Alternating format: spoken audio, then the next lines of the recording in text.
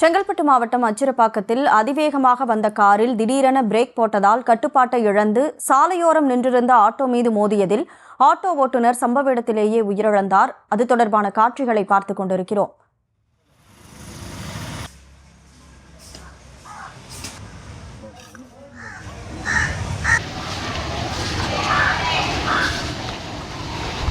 கூடுதல் விவரங்களோடு செய்தியாளர் அருண்குமார் இணைப்பில் இருக்கிறார். அருண்குமார், வணக்கம். என்ன நடந்தது? வணக்கம். செங்கல்பட்டு மாவட்டம் அச்சிரப்பாக்கம் பகுதியில் ஆட்டோ ஸ்டாண்டில் ஆட்டோ நிறுத்தி வைத்து ஆட்டோ ஓட்டுநர் ஆட்டோவில் உறங்கிக் கொண்டிருந்தார். அப்பொழுது சென்னையிலிருந்து திண்டிவனம் மார்க்கம் சென்ற கார் ஓட்டுநரின் கட்டுப்பாட்டிலிருந்து சாலையோரம் நின்று கொண்டிருந்த ஆட்டோ மீது பயங்கரமாக மோதி விபத்துக்குள்ளானது. இந்த விபத்தில் ஆட்டோவில் உறங்கிக் கொண்டிருந்த ஆட்டோ ஓட்டுநர் சம்பவ இடத்திலே தூக்கி வீசப்பட்ட நிலையில் உயிரிழந்தார்.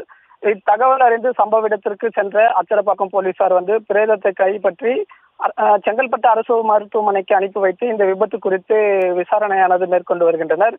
அச்சிரப்பாக்கம் பகுதியில் சாலையோரம் நின்று கொண்டிருந்த ஆட்டோ மீது சென்னை திருச்சி தேசிய நெடுஞ்சாலையில் சென்று கொண்டிருந்த கார் மோதி விபத்துக்குள்ளானதில் ஆட்டோ ஓட்டுநர் உயிரிழந்த சம்பவம் அச்சிரப்பாக்கம் பகுதியில் பெரும் சோகத்தை ஏற்படுத்தி இருக்கிறது.